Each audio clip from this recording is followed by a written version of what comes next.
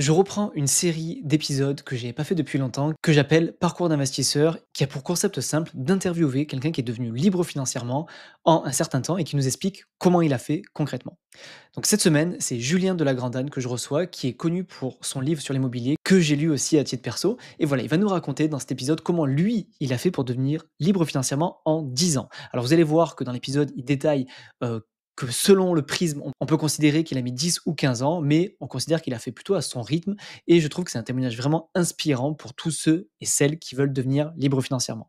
Il va nous détailler pas à pas comment il a fait, il va nous détailler sa stratégie en immobilier, celle en bourse, et aussi comment aujourd'hui il vit, comment il tire ses revenus passifs. Et surtout, en fin d'épisode, il va nous dire qu'est-ce qu'il referait de différent s'il repartait de zéro aujourd'hui et dans le contexte actuel que l'on connaît. Alors, je tiens à te préciser et m'excuser d'avance, on a eu de très gros soucis avec la vidéo durant l'enregistrement, donc c'est uniquement une version audio que tu vas suivre après. J'ai hésité à la diffuser que en version podcast, mais l'interview était tellement passionnante que je me suis dit c'est quand même dommage d'en priver les gens de YouTube. Donc voilà, volontairement, juste après cette intro, tu n'auras que nos deux visages et uniquement l'audio. Si jamais tu veux l'écouter que en audio, je te mets le lien vers l'épisode de podcast directement dans la description. Et puis sinon, bah voilà, tu peux l'écouter sur YouTube, mais tu n'auras que le format audio et je m'en excuse encore une fois. Mais je voulais vraiment te partager cet épisode au cas où tu me suis uniquement sur YouTube. Voilà, je te souhaite un très bel épisode. Bonjour Julien, comment tu vas? Ça va. Merci pour l'invitation. Avec grand plaisir. Bienvenue sur le podcast Investir Simple. Donc, Julien de la Grandane, tu es un des premiers auteurs que j'ai lu sur l'investissement immobilier il y a de ça pas mal d'années et je suis super ravi de t'accueillir sur le podcast. Alors pour ceux qui ne te connaissent pas ou qui n'ont pas lu ton super bouquin, est-ce que tu peux te présenter rapidement, nous dire un petit peu qui tu es, d'où tu viens et puis après on déroulera sur ton parcours. D'accord. À la base, moi, j'ai une formation d'ingénieur généraliste avec une spécialité dans l'énergie que j'avais faite en dernière année. Alors, j'ai toujours été attiré par le domaine financier. Ce que je donne souvent comme exemple pour illustrer ça, c'est que j'avais acheté ma première action en bourse à 13 ans. Comme Warren Buffett, c'était à 11 ans lui. Ouais, c'est un peu plus tard, tu vois, j'ai fait moins bien. C'est quand même pas mal à 13 ans, pas beaucoup, je pense. Et même si j'ai jamais eu d'entrepreneur dans ma famille, j'ai toujours été un peu attiré par ce qui était lié au domaine du business, en fait. Si tu veux, quand je faisais mes études d'ingénieur, alors ça remonte, c'était entre 2001 et 2003. À l'époque, c'était assez différent d'aujourd'hui. On n'avait pas dans ces écoles autant d'apprentis start-upers que maintenant. Et si tu veux, pour résumer les choses, j'étais un peu le seul à lire Capital pendant que tous mes camarades lisaient l'usine nouvelle, quoi. Ouais, ce que j'allais te dire, l'usine nouvelle, c'était aussi la revue qu'il y avait dans mon école d'ingé à l'époque. Voilà. Donc à la sortie de mon école d'ingé, j'ai eu une opportunité pour travailler dans les marchés de l'énergie, donc électricité et gaz, qui s'ouvraient à l'époque pour une grosse PME en fait, tu vois, type un peu fournisseur d'énergie alternatif comme t'en vois beaucoup maintenant.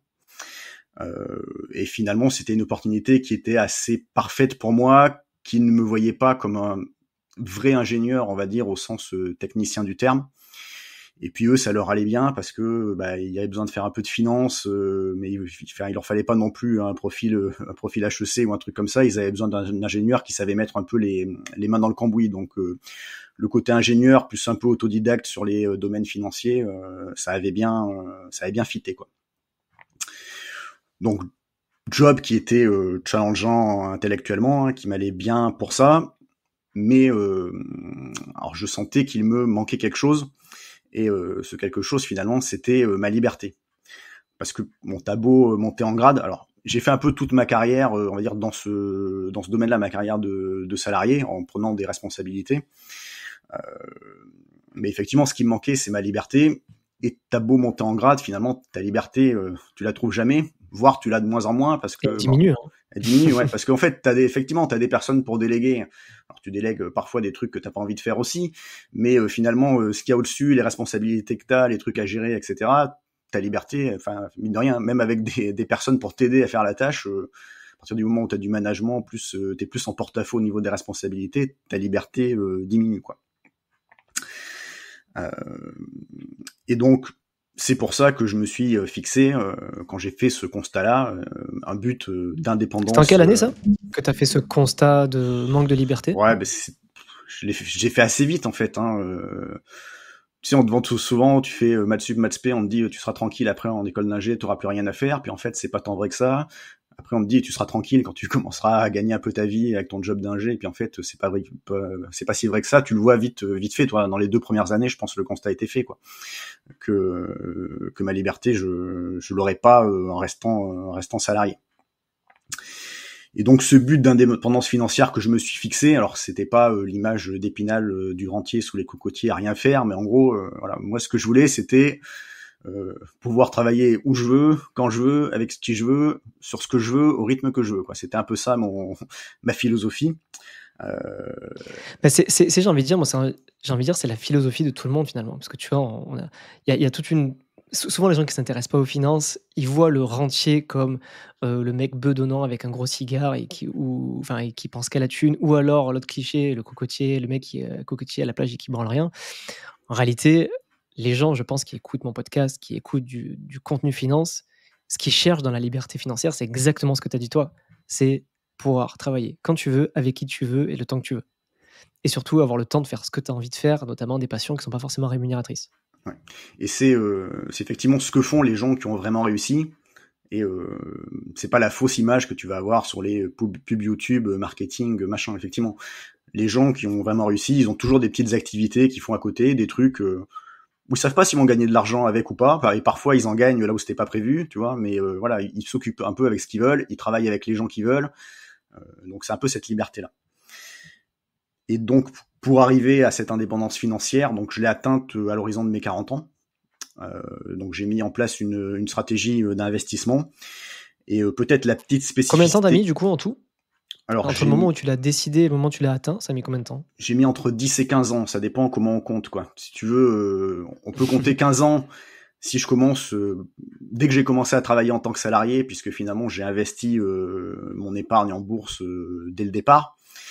Mais après, j'ai vraiment mis une stratégie d'investissement complète en intégrant l'IMO, etc., que 5 ans après. Donc si tu prends ce point de départ-là, on est plutôt sur 10 ans. Donc tu vois, ça dépend un peu comment tu comptes, mais la réponse c'est entre 10 et 15 ans selon comment on appréhende les choses. Ok. Et donc voilà, la petite spécificité que j'ai là-dessus, c'est que j'ai pas joué ni la carte 100% IMO, ni la carte 100% bourse. Moi, j'ai vraiment été un peu sur les 3 piliers de l'enrichissement.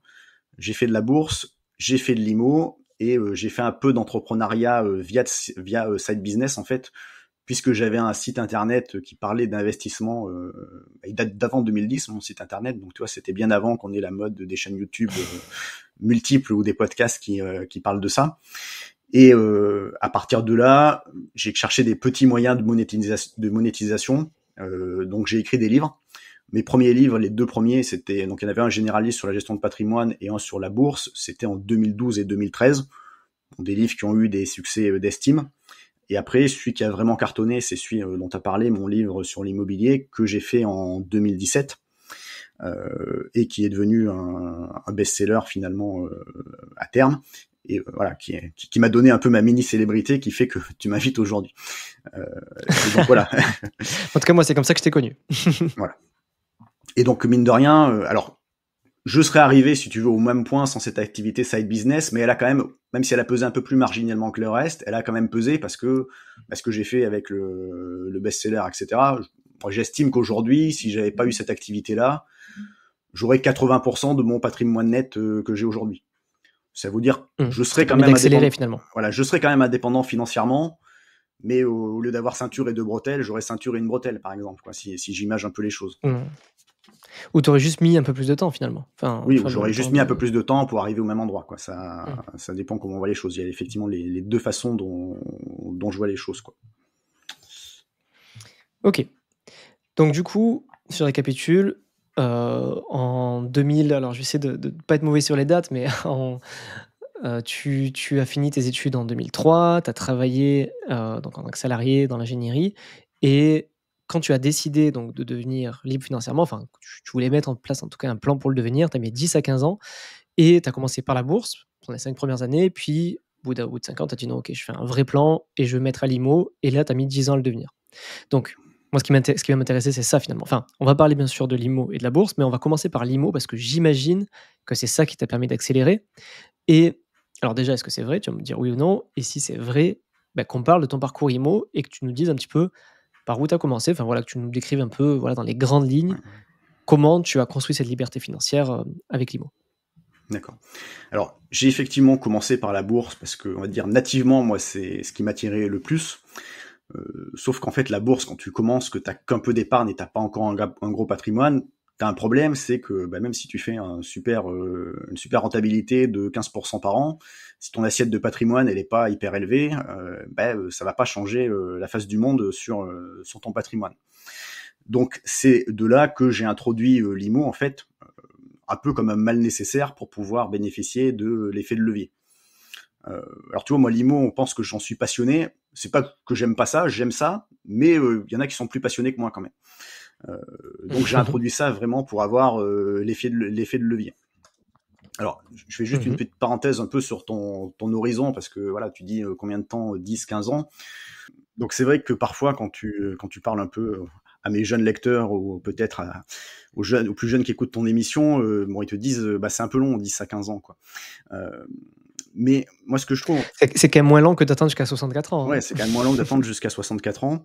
Enfin, Euh, après ça dépend de l'âge qu'on a, mais, et en fait, si tu regardes, en fait, pas forcément les gros trucs marketing, mais si tu regardes, tu sais, les livres qui sont un peu marquants et qui font référence dans le domaine de l'investissement et de l'entrepreneuriat, et qui sont recommandés non seulement par la masse, mais par des gens qui ont vraiment réussi des choses et de belles choses. Tu vois, je pense par exemple au livre de MJ de Marco, comme L'autoroute du millionnaire, mmh. ou à l'almanach de Naval Ravikant.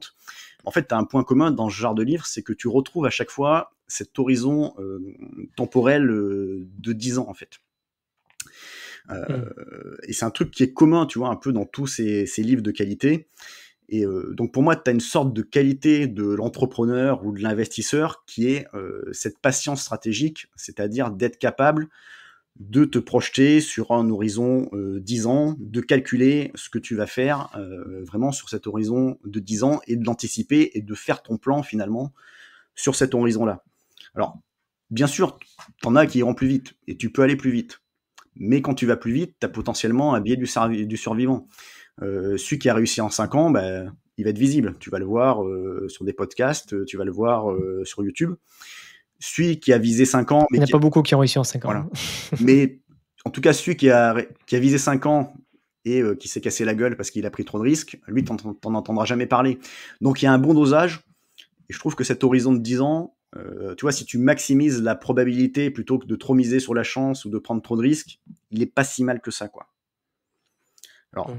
tu as aussi l'excès inverse, hein. T'en as qui vont se projeter sur plusieurs dizaines d'années. C'est les fameux simulateurs de rentiers un peu là, ou de millionnaires. En gros, je mets tant d'épargne par mois, je mets tel rendement, et puis à 40 ans ou à 45 ans, je serai millionnaire. Donc je commence à 20 ans et puis je me projette sur 20-25 ans.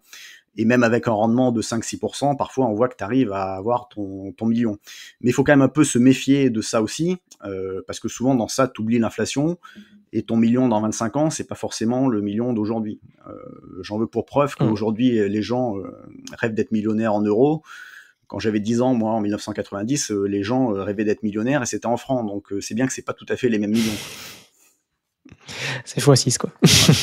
Voilà. Alors l'inflation officielle a pas fait x6, hein, je crois, elle a fait x2,5, x3. Mais bon, après, si tu Mmh. regardes vraiment sur les actifs, l'IMO, machin, enfin la vérité doit être entre les deux, quoi. Ouais. Ouais, donc du coup, finalement, cet horizon temps de 10 ans, ça reste un peu un, enfin, ça reste, j'ai envie de dire, ça reste un peu un objectif qui est un peu moins ambitieux que ce qu'on peut nous vendre en 5-7 ans. Ça reste compliqué, enfin moi je pense que ça reste pas accessible à tout le monde et ça reste pas facile à faire, hein, la liberté financière en 10 ans, et je pense que tu vas nous le prouver après parce que tu as dû mettre, bah, voilà, la main à la pâte, tu as dû, bah, faire ce qu'on appelle de la rentabilité entrepreneuriale, qui est d'ailleurs un terme, dont je te dois le copyright, hein, parce que chaque fois je l'utilise depuis que j'ai découvert ton livre et je l'emploie souvent quand je parle d'IMO. Mais ouais, enfin clairement, je pense que tu peux pas devenir libre financièrement en 10 ans, on va dire, pas tout le monde peut le faire. Bien sûr, à part si tu as des très gros revenus et que voilà, tu as les rendements qu'il faut, ou pour moi l'autre façon, c'est souvent de passer par la case IMO, et c'est ce que tu as fait. Est-ce que du coup, tu peux nous dire par où tu as commencé, tu vois, dans l'IMO? Quelle était ta démarche, et est-ce que quand tu as commencé l'IMO, tu as eu tout de suite cet horizon de temps de dire: «OK, je veux accélérer pour être libre financièrement» et tu as tout de suite acheté tes biens immo dans cette optique-là? Alors, les biens immo, c'était effectivement dans cette optique-là. J'avais toujours mon horizon aux alentours de 40 ans, je vais essayer d'être libre, financièrement. Bon, comme je le disais tout à l'heure, tu vois, j'ai mis quelques années à comprendre qu'il me fallait de l'IMO et de l'effet levier pour y arriver plus vite. Euh, j'ai mis aussi quelques années, tu vois, pour pouvoir franchir le pas, savoir ce qu'il fallait acheter en IMO, pas faire de, voilà, enfin que je sois prêt en fait, psychologiquement et sur ce Mmh. que je voulais acheter. Et alors bon, alors j'ai commencé un peu bizarrement, mais là c'était qu'il y avait vraiment une opportunité, si tu veux. Mon premier projet, c'était un projet qui était en défisque en fait, alors en CELI à l'époque, mais je l'avais pas fait par promoteur parce que bon, bah, c'était comme un peu le Pinel qu'on a eu ces dernières années. Quand tu achetais via promoteur, tu surpayais les biens. Mais là, à l'époque, on Mmh. pouvait construire soi-même les biens, quoi. C'est-à-dire que tu pouvais acheter ton terrain et faire une maison individuelle dessus. Donc moi, c'est ce que j'avais fait. J'avais acheté un terrain, j'avais fait construire la maison dessus, ce qui fait que ça me revenait exactement au prix que paye un primo-accédant, c'est-à-dire que je ne surpayais pas le bien. Et à l'époque, la loi Cellier était assez généreuse puisque tu avais sur 15 ans 37% du prix en réduction fiscale et tu avais en plus un abattement fiscal de 30% sur tes loyers, sans vraiment trop de contraintes de revenus ou de plafond de loyer, puisque voilà, c'était des maisons assez grandes, donc tu n'avais pas un peu comme tu en Pinel sur les petits apparts où tu es plafonné par rapport au Mmh. loyer de marché. Tu avais un plafond, mais en gros, qui était au-dessus du marché. Et donc finalement, en faisant ça, en mettant quasi pas d'apport, c'est un truc qui s'est payé finalement sur 15 ans, quoi, tu vois. J'ai même pas eu besoin de 20 ans tellement c'était intéressant. Donc c'était mon premier gros truc. Euh, mais bon, c'est vrai que tu vois, pour l'anecdote, à l'époque, j'habitais encore dans un petit T1 avec la chambre à moitié séparée. Et une fois que j'ai eu fait ce truc-là, qui était pour moi dans le cellier, j'avais des pressions un peu de partout familiales. Bah, t'as fait une maison, tu vas bien l'occuper. J'avais une amie qui bossait au RH dans mon boulot. Je lui avais fait une soirée chez moi. Elle fait, tu déconnes, et je vois ce que tu gagnes. Là, t'habites dans un tout petit truc. Tu vas quand même bien occuper ta maison. Donc, tu vois, il a fallu résister un peu à cette pression-là pour dire, bah non, la rentabilité, c'est de Mmh. garder la maison en défisque. Bon, puis après, tu vois, j'ai pris un appart plus grand pour moi, mais à cette époque-là, il y avait un peu ce petit truc. Donc j'ai commencé finalement un peu par un truc qui était assez gros, assez atypique. Et puis après, je suis revenu un peu à ce que je conseille dans le livre. Je suis passé aux appartes. Et là, j'ai d'abord commencé par un petit truc pour me faire la main. Est-ce que attends, je te coupe Julien, mais est-ce que c'était rentable ce cellier? Alors ce cellier un peu qui est un peu donc comme tu l'as dit, l'ancêtre du Pinel qui est, comme tu l'as très bien dit aussi, généralement pas une super affaire. Est-ce que tu as quand même réussi à en tirer quelque chose de bien, vu que tu l'as fait un peu différemment de la manière traditionnelle avec le promoteur? Est-ce que tu as pu être au moins autofinancé? Est-ce que Ah tu ouais, étais en bah, cash flow j'étais même négatif? autofinancé. Alors j'avais mis un petit apport à l'époque de 10%, je crois, mais Mmh. avec les 10% d'apport, sur 15 ans, ça s'est autofinancé, donc même pas sur 20 ans, en comptant la défisque. OK. Et en plus, voilà, après, derrière, si je le revends maintenant, en le revendant, j'ai une petite plus-value potentielle, mais ça, je le savais pas au départ. Donc, c'était quand même un truc Mmh. assez intéressant, tu vois, parce que tu mets 10% d'apport, tout au finance en 15 ans, c'est payé, c'est pas mal, quoi. J'avoue, ouais, c'est bien. Donc voilà, c'était un peu atypique. Et donc après, bah, sur les appartes, j'ai fait mon chemin et j'ai trouvé un peu mon modèle que j'ai dupliqué. Et ce qui marchait bien chez moi, bah, c'était du T2, parce que le T2, tu vois, tu fais des étudiants, tu fais des salariés, c'est un peu à cheval sur deux trucs. Alors, tu parlais du Mmh. fameux C'est la seule où tu as le plus de demandes finalement. voilà, tu parlais un peu du rendement entrepreneurial tout à l'heure. Donc, alors le rendement entrepreneurial à la base, c'est pas de moi, c'est un peu une notion économique que j'avais lue dans le livre de Piketty, mais que j'avais moi adapté un peu à l'immobilier et mis dans mon livre immobilier. Et c'est finalement te dire, OK. bah voilà, tu prends un bien, tu réfléchis pas, tu prends un bien sur le marché, tu vas avoir une renta de 4-5%. Et après, si tu mets un peu la main à la pâte, soit parce qu'il y a des travaux, soit parce que tu changes le mode d'exploitation, et ben tu vas faire du rendement entrepreneurial, c'est-à-dire plus que le rendement habituel, mais en échange, bah, tu dois faire un petit peu de boulot, quoi. C'est pour ça que j'appelle ça du rendement entrepreneurial. Et dans le livre, je mets aussi un truc où je mets en parallèle finalement ton rendement qui augmente et en parallèle ton taux de sérénité qui baisse. C'est-à-dire que plus ton rendement avec le rendement entrepreneurial augmente, plus tu vises des projets à gros rendement, bah, plus ton taux de sérénité il va baisser. prends l'exemple extrême, si tu prends un Et ta truc, charge mentale, quoi. voilà, si tu prends un truc avec des énormes travaux, tu pars d'un immeuble insalubre par exemple, et après t'exploites tous les appartes, la moitié en courte durée, et l'autre moitié en colocation, bah là tu fais beaucoup de rendement entrepreneurial, mais par contre ton taux de sérénité, bah, il a vachement baissé par rapport à un projet simple. Et tu vois, je dis même que tu pars à 4-5%, après ton rendement il augmente linéairement et ton taux de sérénité il baisse linéairement. Et puis après, quand tu arrives vers 8-9%, là, bah, tu commences à augmenter le rendement exponentiellement, mais le taux de sérénité il baisse exponentiellement aussi. Et moi, je me suis toujours un peu OK. placé à cette frontière-là, quoi, tu vois, c'est-à-dire vers 8-9%, là, en fait, où j'étais à la fin de l'augmentation linéaire, quoi, mais j'étais pas prêt à avoir mon taux de sérénité qui baissait exponentiellement, même si j'avais mon rendement qui augmentait exponentiellement. C'est-à-dire que j'ai quasiment fait que de la longue durée. Euh, tu vois, un peu sur du T2. Euh, je visais un cash flow neutre ou légèrement positif. Je cherchais pas forcément le gros cash flow. Je voulais qu'il soit neutre pour pouvoir enchaîner les biens. Mais j'étais pas dans le discours si t'as pas 500 euros de cash flow, c'est que le bien est pas rentable. Mmh. Euh, alors, soit j'empruntais tout, soit je mettais un peu d'apport selon à quel point le bien était un peu plus patrimonial ou pas. C'est-à-dire que tu vois, sur mes biens, pour me mettre en cash flow zéro, j'ai emprunté entre 110% et 80%. À l'époque, on pouvait emprunter à 110%. Mais tu vois, si j'avais un bien de qualité et puis que je devais mettre pour emprunter que 80% pour que ça me fasse le cash flow zéro, j'avais un job qui me faisait un peu d'épargne, donc je mettais un peu d'épargne. Ouais. Que ce que j'ai fait aussi sur la stratégie IMO, qui a toujours été important pour moi et que je regrette pas aujourd'hui, c'est que j'ai toujours diversifié les régimes fiscaux. C'est-à-dire que j'ai pas mis mes œufs dans le même panier là-dessus. En gros, j'ai fait un tiers en LMNP meublé, j'ai fait un tiers Au réel? au réel, ouais.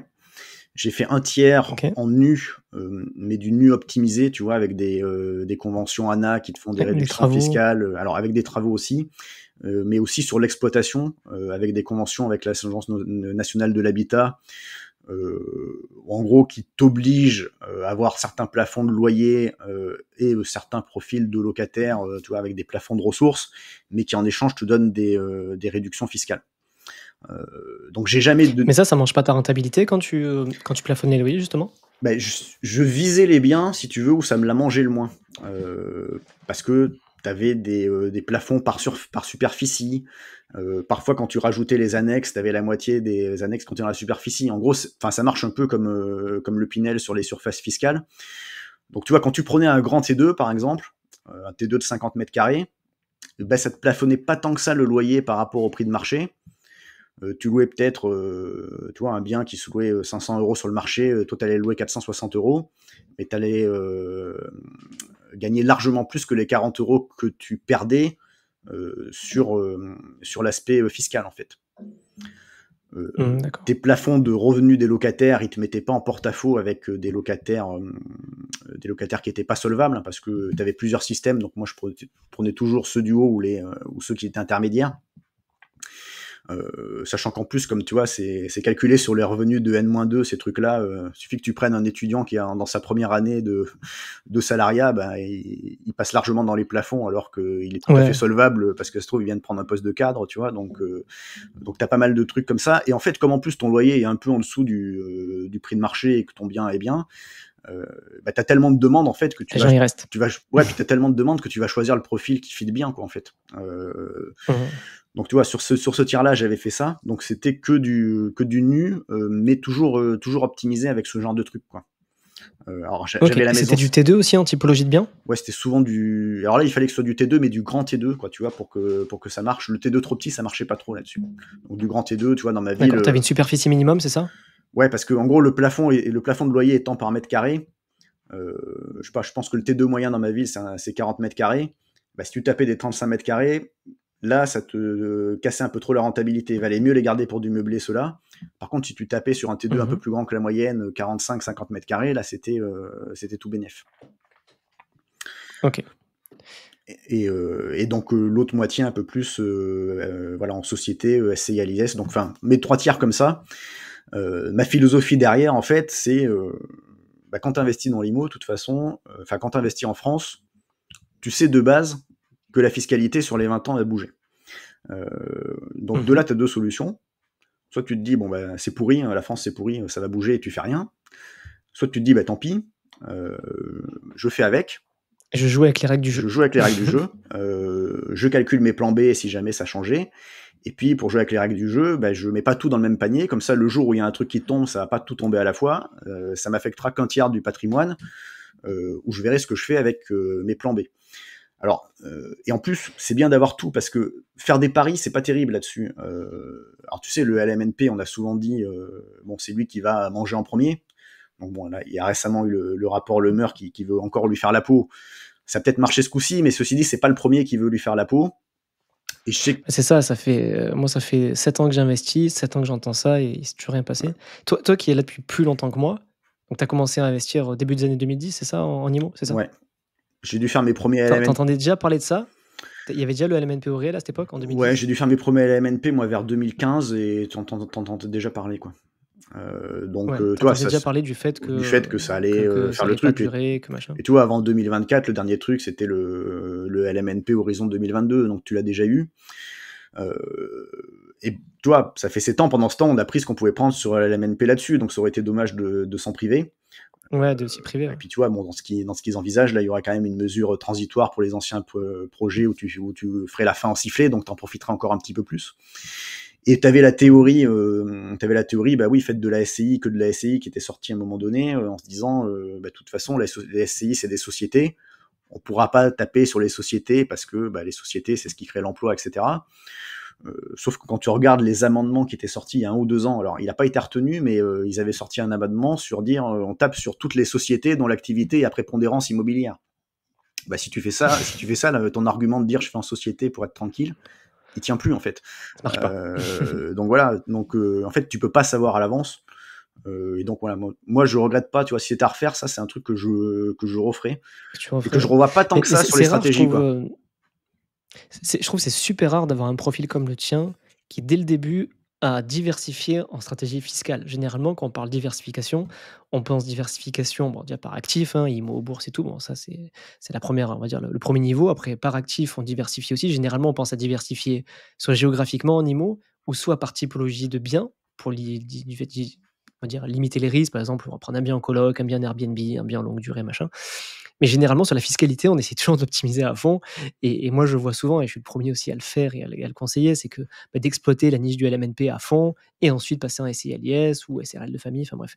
Ou alors, si on fait du nu, voilà, pareil, de l'optimiser avec un peu ce que tu as dit. Mais généralement, on voit pas trop ton type de profil en disant bah voilà, je fais un tiers LMNP, un tiers nu et un tiers SCI. C'est quand même assez rare, je trouve, d'avoir Ouais, alors j'ai peut-être pas des mûri. réflexions comme la tienne. Je l'ai peut-être pas non plus mûri dès la première année, si tu veux, parce que, enfin, en gros, j'ai pas fait mon 3e bien en SCI pour me dire, tu vois, je fais tout de suite le 3e tiers.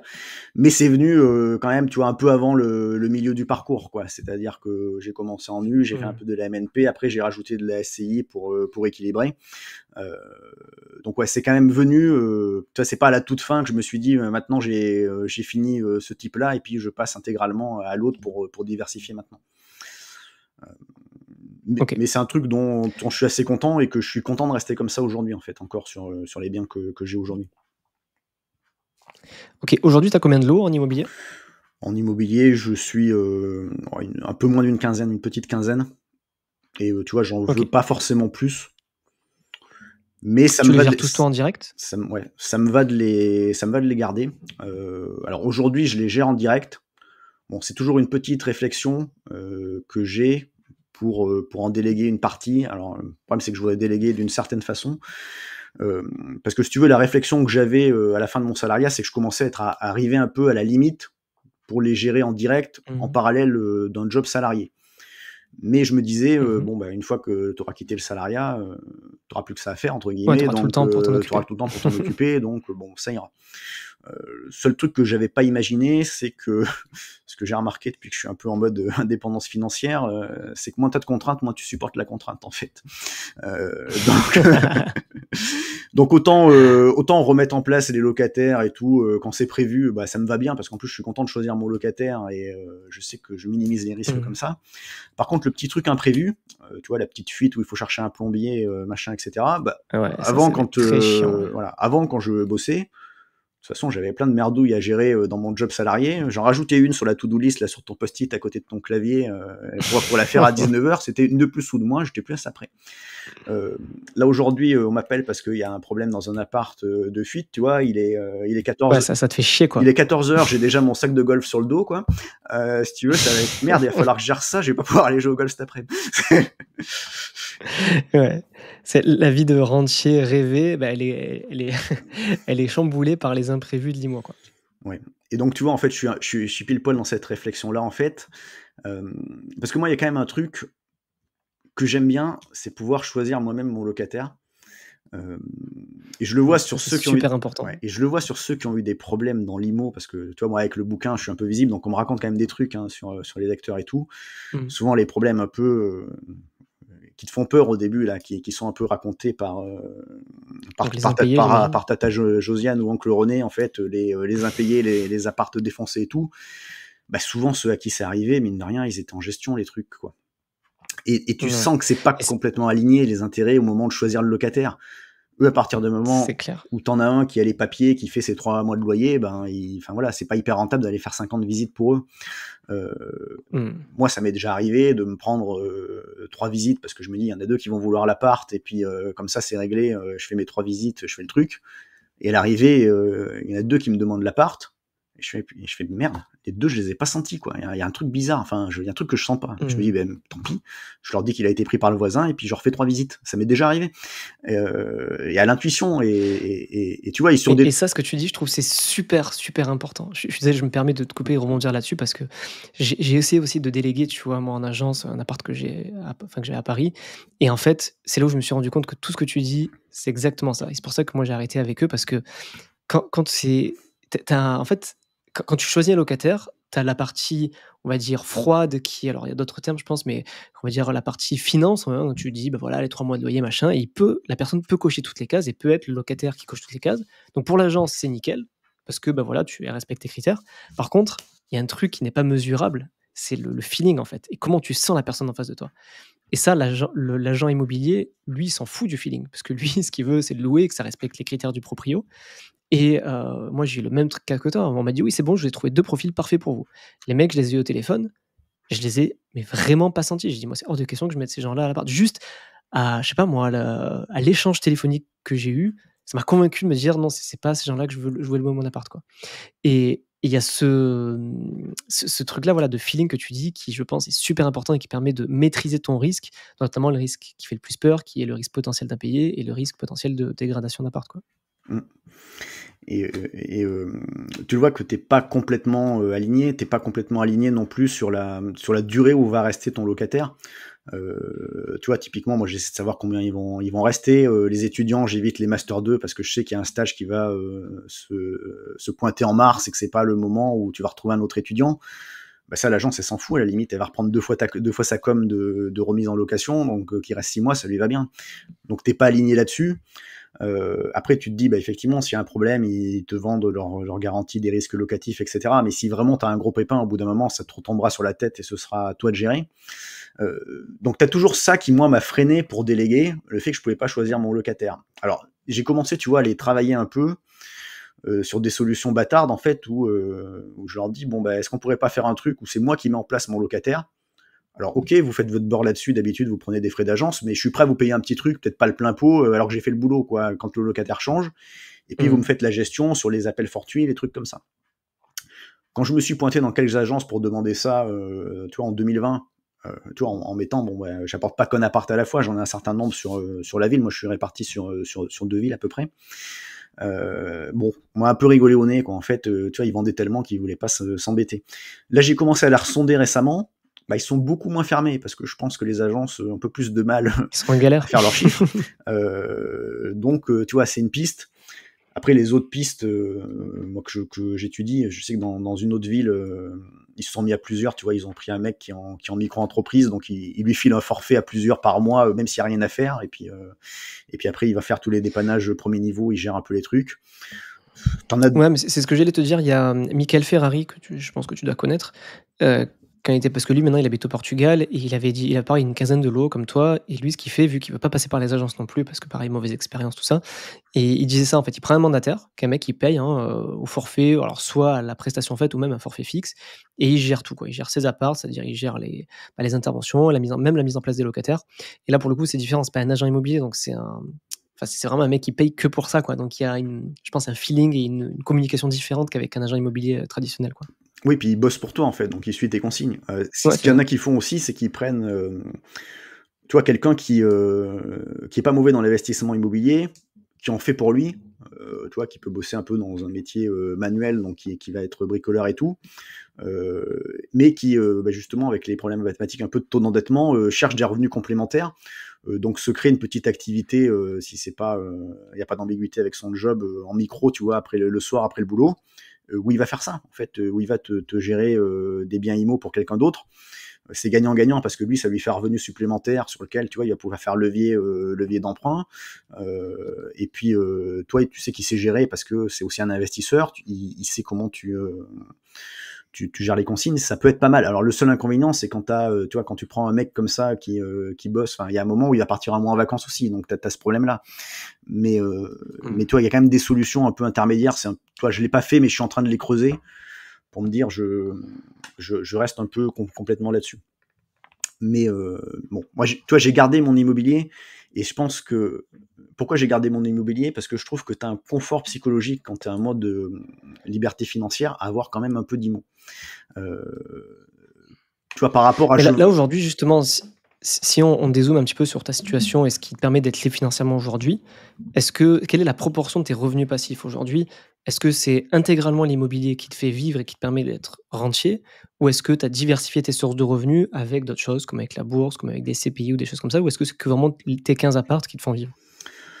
Bon, si tu veux, pour moi, je considère pas que c'est l'IMO qui me fait vivre. C'est vraiment mon patrimoine, tu vois, qui doit être, je sais pas, la part. Alors j'ai encore du crédit, hein, sur l'IMO, mais en gros, si tu le schématises en patrimoine net, ça va être 40% IMO, 40% bourse, 20% autre chose, quoi. Euh, genre, Ce qui est très sain. voilà. Enfin moi, c'est quelque chose que j'aimerais avoir à terme. Et en fait, pourquoi ça? Pourquoi un patrimoine comme ça? Ben, toi, l'IMO, c'est quand même bien. Alors, toi, tu pourrais dire, je fais tout passif, je prends, je sais pas, je mets tout en bourse et puis je fais la fameuse règle des 4%, où si tu retires moins de Mmh. 4% par an, normalement, tu retombes jamais à zéro. Mais ça, c'est bien dans la théorie. Dans la pratique, avec les émotions et tout, euh, tu vois, moi, Plus compliqué. j'ai commencé il y a longtemps, donc j'ai pas vécu que le crack Covid, qui pour moi est pas un vrai crack, parce que ça a duré comme moi, t'avais pas le temps de perdre tes cheveux, même si moi, il m'en reste plus beaucoup. Mais tu vois, j'ai vécu le crack de 2008. Alors, tu vois, déjà à l'époque où mon pécule, c'était pas un énorme pécule, mais c'était mon pécule que je commençais à faire pour la boule de neige d'indépendance Mmh. financière. Bah, quand tu vois déjà qu'il paume 40%, c'est pas facile. Alors, quand en plus il paume 40% et que c'est tes seuls revenus pour vivre, bah, est-ce qu'à un moment donné, même si tu sais qu'il faut pas le faire, tu vas pas te mettre à vendre au plus bas pour te dire non, là, faut pas que ça aille plus bas, je sécurise. Tu sais pas comment tu Ouais, je peux récupère ce réagir. qui me reste. Tu sais pas comment tu peux Mmh. réagir tant que tu l'as pas vraiment vécu. Et le fait finalement d'avoir tes 40% d'IMO, eh ben, ça fait tu vois, des revenus récurrents, Sérénité d'esprit finalement. ouais, des revenus récurrents, un truc qui tombe avec un loyer tous les mois. Et la bourse, à côté, bah, le jour où elle chute, tu vas pas avoir de mauvaises réactions émotionnelles. C'est comme un peu les Mmh. 20% de cash que j'ai sur des produits de taux. Souvent, on me disait, bah, c'est débile, c'est pas rentable quand les taux étaient à 1%. Je fais, ouais, mais en fait, le coût d'opportunité que j'ai sur ces 20%, bah, je le rentabilise vachement sur la bourse derrière, parce que je sais que c'est grâce à lui que je ferai pas de bêtises émotionnelles de mauvaise Mmh. gestion en bourse. Ouais. Donc, tu vois, c'est Qu'en un fait, tout. c'est parce que tu connais bien ton profil de risque, tu connais bien tes émotions et tu sais qu'avec une allocation de 40-40-20, ça te permettra d'éviter de faire les conneries que tu aurais pu faire si tu faisais 60 de bourse, 40 d'IMO, par exemple. Bah, ouais, exactement, oui, c'est ça. Et du coup, sur la part IMO, donc je comprends bien que, bah, du coup, il y a 40 de tes revenus actuels qui te permettent donc d'avoir tes revenus passifs. qui je suppose, tu l'utilises principalement avec le nom propre. Est-ce que tu utilises les revenus de la SCI aussi pour te payer Non, ou non, tu utilises pour le vraiment que moment, le NU et le pour le LMNP? moment, si tu veux, je tape que. Alors, j'ai aussi un petit peu flux de revenus hein, qui est pas suffisant pour me faire vivre, mais qui me reste encore de mes activités side business en fait, hein, tu vois, parce que Ouais. même si le livre il se vend moins qu'à la grande époque et que même il se vend moins de livres IMO en général parce que le marché est un peu plus difficile en ce moment, il reste quand même entre la place numéro 1 et numéro 3 sur la catégorie IMO d'Amazon, donc ça fait rentrer un petit peu de revenus. Pas suffisamment pour que je touche pas du tout au patrimoine, mais ça me permet d'y toucher un peu moins en fait. Et Mmh. donc, bah tu vois, c'est le patrimoine. Pour moi, je n'identifie pas les revenus, c'est IMO, c'est machin. En gros, je tape dans le patrimoine net et puis je vérifie qu'il baisse pas trop, qu'il se maintient. Et finalement, tu vois, il a pas baissé depuis que je suis en mode indépendance financière parce que ce que j'ai tapé dedans entre la renta de tout le reste, ça a largement compensé quoi. D'accord. Mais concrètement, tu vois, pour vivre de ces revenus, est-ce que tu consommes le capital ou est-ce que vraiment tu te sers du rendement? Là, je pense notamment à la bourse. Est-ce que tu vends des parts d'ETF? Alors, je ne sais pas dans quelle est ta stratégie, on va en parler après. Mais est-ce que tu vends des parts, d'actions d'ETF ou est-ce que tu as des actions à dividendes et tu encaisses les dividendes et tu t'en fous de la valo? Alors jusqu'à maintenant, j'ai pas eu besoin de vendre des parts de bourse. J'ai pas d'action à gros dividendes, moi, si tu veux, j'ai plutôt des types dividendes croissants, des trucs comme ça. Donc j'ai un peu de dividendes que je récupère, que je réinvestis pas forcément. Mais c'est pas la majorité de mon portefeuille. Si tu veux, je pense le rendement sur dividende de mon portefeuille, il doit être à peine 2%, quoi. Parce que Mmh. déjà, j'ai une grosse ligne de Berkshire Hathaway qui est à zéro dividende, donc forcément, ça fait baisser le truc. Ouais. Euh, donc tu vois, je tape pas forcément dans les dividendes, mais tu vois, le cash flow IMO, alors il y en a une partie, hein, j'ai encore des biens qui sont en type cash flow proche de zéro, alors un petit peu plus maintenant parce que tu as quand même eu un peu d'inflation, tu as augmenté les loyers. Il y en a où je commence à avoir des emprunts qui sont remboursés, donc c'est plutôt ça, tu vois, je prends un peu ce qui vient des loyers, je prends un petit peu de cette business et puis je prends un peu les dividendes qui vont en bourse ou les intérêts de la partie plus obligataire. Ouais, donc Et on va tu, dire, si tu devais donner une proportion de tes revenus passifs aujourd'hui, ce serait quoi? Ce serait par exemple un 60-70 des revenus IMO, ouais, alors 20 side business et 10 reste, grosso modo? ouais, c'est pas tout à fait, ça va pas être le 40-40-20 du patrimoine, on va dire, ça va peut-être être le Mmh. 60% des revenus IMO, 20% des revenus financiers, 20% cette business, quoi. OK. Sur ce que je consomme, en tout C'est cas, quoi. marrant quand même, tu vois, je trouve que c'est intéressant, tu vois, de faire cette distinction entre comment est constitué ton patrimoine net et d'où sont tirés tes revenus qui te permettent de vivre, tu vois? Ouais. Tu vu la proportion comme elle est différente, Ouais. que finalement, tu as que 40 d'IMO, mais tu as la majorité des revenus qui proviennent d'IMO, tu as 40 de bourse et finalement, ça doit représenter peut-être que 10 de tes revenus passifs. Donc tu vois, je Ouais. trouve que c'est intéressant aussi de vraiment distinguer tu es très bien diversifié pour ton allocation, pour ton patrimoine net, mais ce qui te permet de vivre aujourd'hui, finalement, c'est pas du tout l'allocation que représente ton patrimoine net. Ouais. Mais faut le relativiser quand même avec un phénomène, c'est que si tu veux, la part de mon patrimoine bourse, sans forcément remettre d'apport dedans, elle prend de plus en plus de place, si tu veux.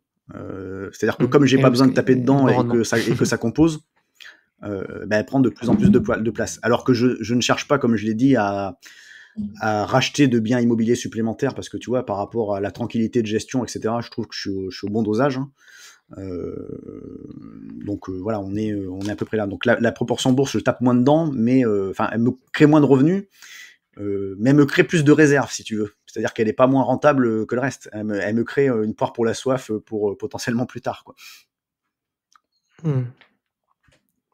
Du coup, si on parle un peu donc de ta stratégie bourse, est-ce que tu peux nous en dire plus? Comment tu l'as constituée? Comment tu l'as construite? Et comment est construit ton portefeuille aujourd'hui, en bourse? Alors mon portefeuille en bourse, alors il va être, comment je vais le schématiser? Si tu veux, je vais être entre 70 et 75% sur du stock picking, entre OK. 15 et 20% sur de l'ETF, et entre 10% sur ce que j'appelle du bac à sable. Qu'est-ce que le bac à sable? Alors qu'est-ce que le bac à sable en fait? Bah, c'est un truc, c'est-à-dire que sur tout le reste de mon portefeuille, si tu veux, j'ai un process, j'essaie d'être le plus discipliné possible. Le problème, c'est que tes erreurs en bourse, elles viennent de ta psychologie. Elles viennent de ta Mmh. psychologie. Euh, Et le problème, c'est quand tu es trop discipliné, que tu mets trop de règles, au bout d'un moment, tu as le risque de péter un câble, en fait, quoi, et de vraiment de faire une connerie. Et donc, les 10% bac à sable, c'est un endroit où j'ai le droit de faire n'importe quoi, en gros, un peu Ouais, tu de faire t'autorises à faire des trucs, qui sont pas politiquement corrects dans la bourse, quoi. ouais, voilà, c'est ça. Enfin, si tu veux, en gros, tes 2 erreurs, tu vois, moi, j'aime bien tirer la ficelle, je suis un gros rationnel, donc pourquoi, pourquoi, pourquoi? Donc tu te dis tes erreurs en bourse, elles viennent de la psychologie, et quand tu tires la ficelle, pourquoi de tel type de psychologie, tu arrives finalement à 2 trucs, fondamentaux. Ça peut être l'excès d'hubris. Donc ça, on va dire, j'ai donné quand j'étais jeune, hein, quand tu commences en bourse, moi j'ai fait mes erreurs quand je commençais en bourse, donc c'est bien parce que tu as un petit portefeuille, donc ça te vaccine et puis tu perds pas grand-chose. Et d'ailleurs, je dis souvent que le pire qui peut arriver à quelqu'un qui commence en bourse, c'est de faire plus 25% de performance sa première année. Parce qu'il Mmh. il va se croire bon et en fait, il va le payer au centuple quelques temps plus tard. Mmh. Euh, C'est clair. et donc le deuxième truc quand tu tires la ficelle en fait d'erreur psychologique, c'est l'excès d'ennui. Parce qu'au bout d'un moment, en bourse, t'en attends les opportunités. Alors que tu fasses des ETF ou que tu fasses de l'investissement actif d'ailleurs, ton risque c'est l'excès d'ennui. Et mon portefeuille Mmh. à bac à sable, c'est justement pour éviter cet excès d'ennui. Alors ETF, excès d'ennui, tu dirais comment tu peux faire l'excès d'ennui sur les ETF? Oui, on dit les ETF, tu vas faire la performance du marché, ni plus ni moins. Sauf que quand tu regardes dans les études la performance que font les gens qui ont des ETF, tu vois qu'ils perdent 2 à 3% de rentabilité par rapport à la performance du marché. Pourquoi? Soit parce qu'ils vont essayer, plutôt que d'acheter un ETF World, d'essayer de faire leur portefeuille, je mets telle pondération ETF Nasdaq, telle pondération ETF Asie, telle pondération machin. Ou même sur ceux qui font de l'ETF World, au bout d'un moment, ils vont se dire, bon, je fais un DCA ou un truc comme ça, sauf qu'au bout d'un moment, quand ils ont leurs apports d'épargne qui sont un peu différents, qu'ils ont une grosse prime qui tombe, et que la bourse est en train de monter, il y a un peu de fear of missing out qui passe, donc ils mettent tout à ce moment-là, et puis en fait, c'est à contre-temps. Et donc en fait, tu as ce fameux gap de performance. Donc finalement, ton excès d'ennui, tu n'arrives pas à ne rien faire. Et en stock picking, ça peut être un peu pareil. Stock picking, l'intérêt, c'est pas de rien faire, mais c'est d'être hyper discipliné. Ce que tu dois faire, et parfois d'être trop discipliné, ça te fait un excès d'ennui. Donc moi j'ai mes 10% de bac à sable où si je veux acheter Hermès à 50 fois les profits qui est pas dans mes critères, si ça me chante demain matin, tant que ça rentre dans ces 10% dont j'ai l'image mentale, Tant que tu c'est bon. respectes finalement cette allocation dédiée au jeu, t'y vas, quoi. Voilà, je mets un peu d'investissement start-up là-dedans, qui pour moi est... Alors j'aime bien poursuivre les projets, parfois pour avoir un peu d'impact, etc. Mais tu vois, c'est presque l'investissement start-up, c'est presque ma façon à moi de jouer au loto, quoi. C'est la soupape de décompression, quoi. Mmh. Donc voilà, c'est cette partie un peu bac à sable. Alors après le reste, la grande question, je pense, parce que la mode est quand même plutôt aux ETF, c'est pourquoi le choix du stock picking. Ouais, pourquoi autant surtout? Ouais, Pourquoi autant de stock pourquoi picking, ouais. autant le stock picking? Alors bon, il y a un côté effectivement passion parce que ça demande un peu de boulot, mais tu vois là, je le vois pas comme du boulot parce que c'est un peu de la passion. Euh, et donc toi, si tu reprends ce que disait Jack Bogle, qui était donc le père fondateur un peu de l'investissement passif et des ETF, il disait faire du stock picking, c'est comme chercher une aiguille dans une botte de foin. Et Jack Bogle, il disait, moi, je préfère acheter la botte de foin tout entière, comme ça, je m'embête pas, et puis j'ai tout ce qu'il faut. Et moi, en fait, j'ai toujours eu un peu du mal à être dans cet esprit-là, parce que, tu vois, je suis né en Creuse, hein, j'ai un peu l'esprit bon sens paysan, et je sais que quand tu fais mal sécher ton foin et que tu fais une botte après, il peut y en avoir une partie qui a pris la pluie, et puis qui finit par pourrir, et puis qui contamine la botte de foin. Et moi, en fait, je la veux pas, en fait, dans mon portefeuille, cette partie pourrie de la botte de foin. Donc voilà, en fait, c'est pour ça. Et si tu veux, après, tu peux rajouter un peu un avis perso, mais c'est purement perso et de la prospective sur les ETF. Si tu veux, la théorie de l'investissement passif en ETF, tu sais qu'elle marche très bien quand il y a 2 à 3% des gens qui font de l'investissement passif sur les ETF. Tu vas acheter ton ETF, faire de l'investissement passif, ça va suivre le marché. Si tu raisonnes à l'opposé par l'absurde, si 99 des gens faisaient de la gestion passive, ça marcherait pas. C'est pas possible. Pourquoi ça marcherait pas? Parce que ça veut dire que dans 1% de ce qui reste, il y aurait des trucs hyper décotés qui seraient des aubaines. Donc en gros, tu vois, faudrait y aller.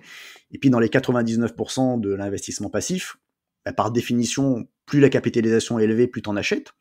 Alors, quand la capitalisation monte, pour des raisons fondamentales, c'est tout à fait légitime. Mais ça veut dire qu'aussi, quand tu as un truc qui devient survalorisé et qui monte pour des raisons bulesques, irrationnelles et qui vont pas tenir, t'en achètes aussi de plus en plus dans ton ETF. Et donc, tu vois, comme la tendance, elle est quand même à de plus en plus de capitaux vont sur les ETF et les investissements passifs, j'avoue que j'ai une petite crainte là-dessus. Je sais pas dire où est le point de bascule où ça va un peu basculer et tendre vers cette problématique qu'on aurait à 99%. Je sais pas si ça arrivera ou pas.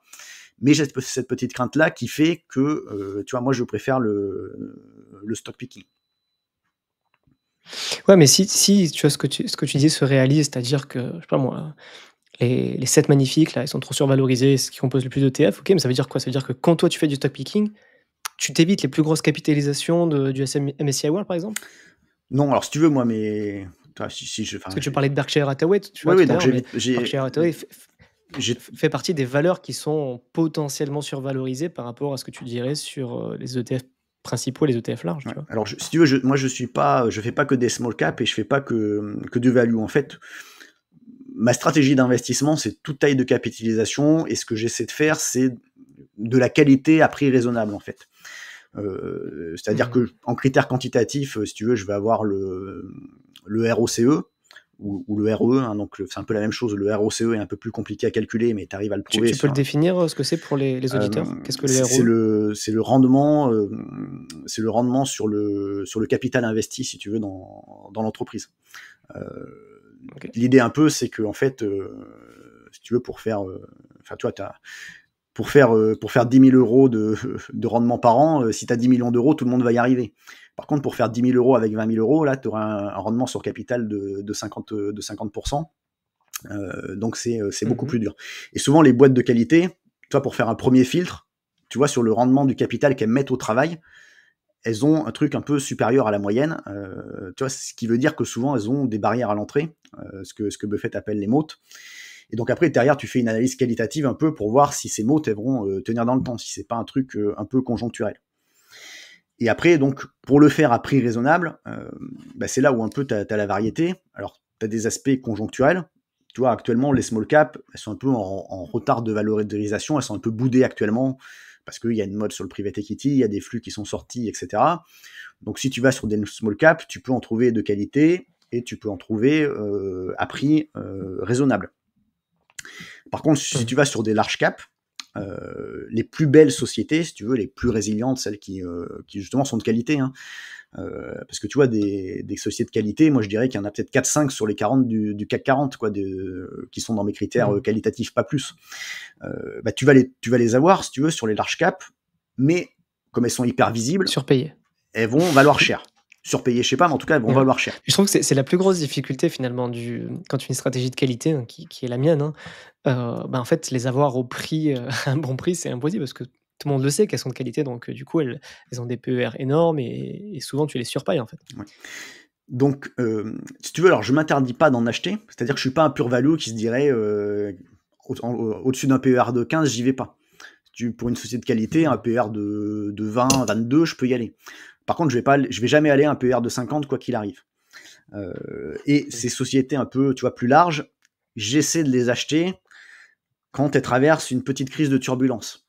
C'est-à-dire que je peux pas toutes les acheter au même moment, toutes les acheter à la fois. J'essaie de les acheter quand elles traversent une petite crise de turbulence, que je considère que cette crise de turbulence est passagère. Et après, c'est plutôt des sociétés que je vais garder après et laisser composer. Tu vois, typiquement, si on Mmh. prend les 7 magnifiques, du méta, j'en ai acheté quand il y a eu la petite turbulence, là, parce qu'ils étaient un peu dans leur stratégie métaverse, que personne n'y croyait, etc.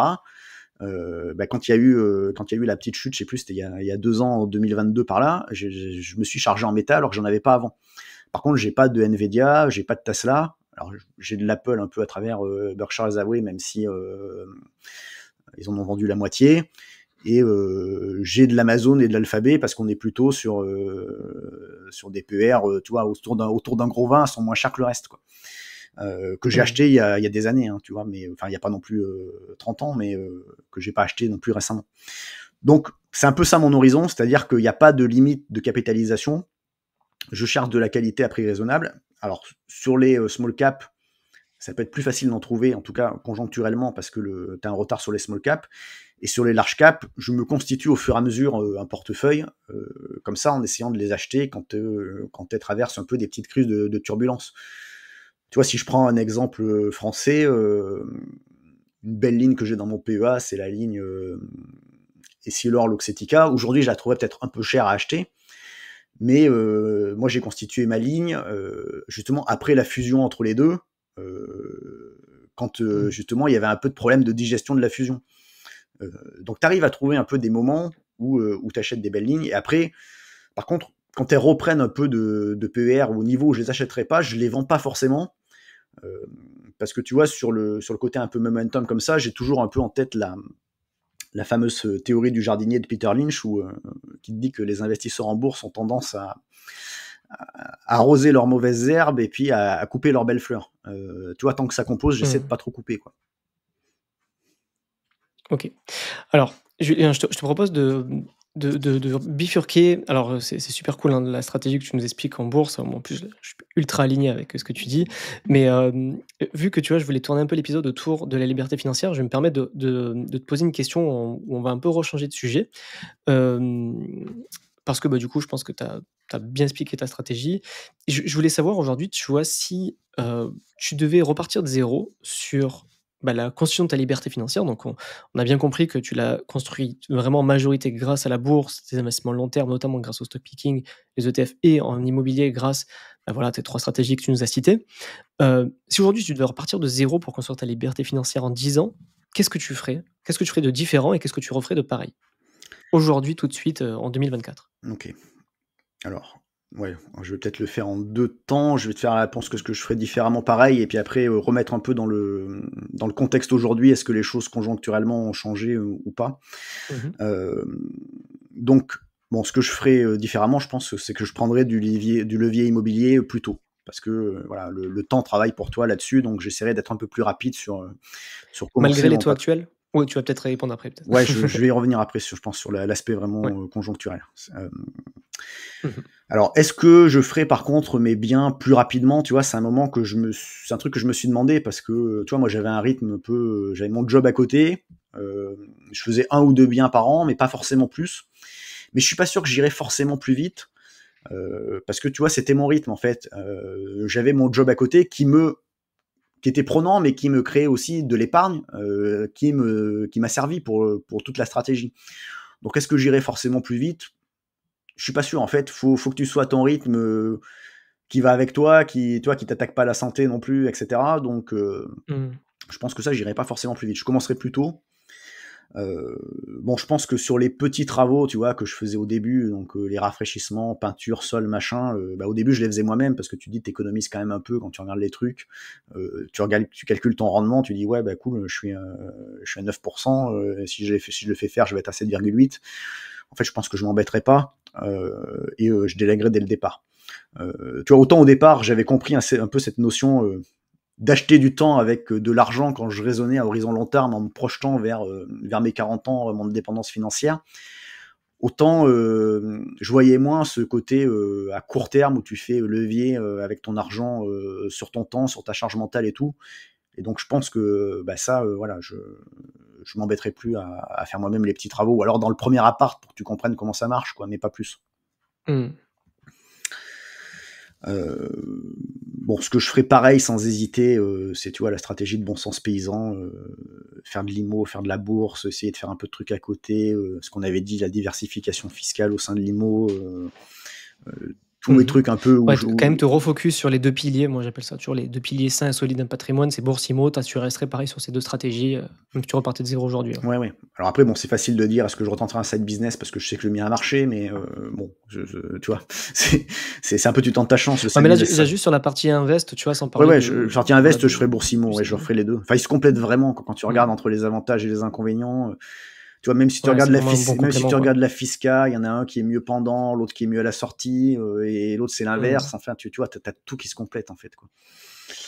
La question c'est est-ce que je ferais du plus bourrin en IMO? Tu vois, maintenant que j'ai plus de connaissances et que je sais que ça peut aller plus vite. Est-ce que tu partirais plus sur des immeubles ou des choses comme ça? Ouais.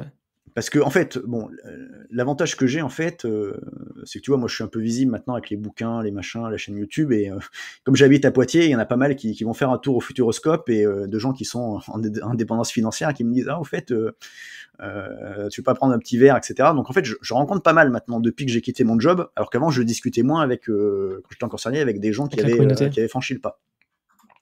Et en fait, ce que je remarque, c'est que tous ceux qui ont fait de l'IMO, tu vois, enfin ce que j'appelle un peu bourrin, enfin c'est caricatural, hein, mais c'est plus pour donner l'image aux auditeurs, c'est-à-dire soit qui ont été à fond dans les stratégies d'exploitation, donc courte durée, coloc, machin, ou soit qui ont été à fond dans les gros travaux, c'est-à-dire, tu vois, typiquement, j'ai un pote, lui, c'était, je prends l'immeuble insalubre, au départ, je fais les méga travaux, je l'exploite avec les modes d'exploitation les plus rentables, etc.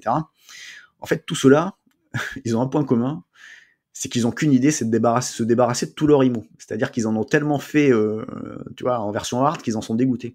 Mais c'est vrai, hein, tu remarques le truc, c'est caractéristique, quoi. C'est-à-dire qu'ils ont fait. Moi, ce que je remarque souvent, c'est que quand tu as des gens qui ont été en mode IMO énervé pour atteindre la liberté financière rapidement, et faut pas se mentir, ça marche aussi, hein, quand on met les moyens et l'énergie, le temps, le stress et les sacrifices. Moi, souvent, ce que je constate, c'est que souvent, tu as 2 types de profils. Soit tu as ceux qui en ont vraiment marre de gérer des locataires et du coup qui deviennent marchands de biens, qui revendent leurs biens et qui veulent faire encore de l'IMO, donc ils font du marchand de biens. Ou alors, moi, j'en vois d'autres qui passent sur de la SCPI. Comme ça, ils restent exposés à l'IMO, mais là, du coup, en ultra passif, quoi.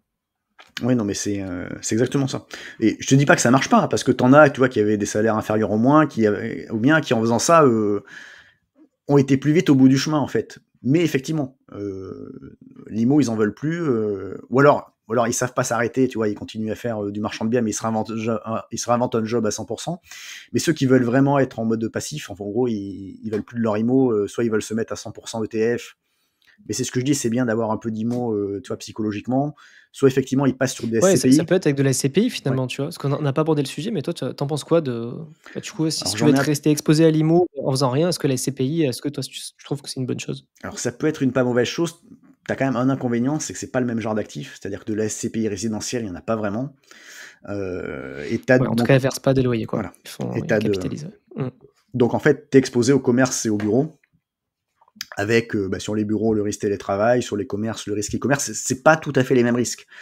Ça peut être un choix. Est-ce que ça Mmh. peut te remplacer complètement ton immobilier résidentiel, où tu sais que c'est un besoin fondamental, tu auras toujours des gens qui auront besoin de se loger. Alors, avec le risque politique que tu as peut-être plus autour du résidentiel que l'autre, mais ça reste de l'IMO, c'est pas tout à fait les mêmes risques, mais ça peut être une solution effectivement pour se mettre en passif. Il faut juste être conscient que tu changes un petit peu de profil en passant sur Ouais, des tu commerces exposé à et des une autre classe bureaux. d'actifs en Et, réalité. et C'est de l'IMO, mais c'est pas du résidentiel, quoi. voilà, donc faut être conscient de ça en fait. OK. Du coup, aujourd'hui, à quoi ressemble la vie d'un FIRE, d'un rentier?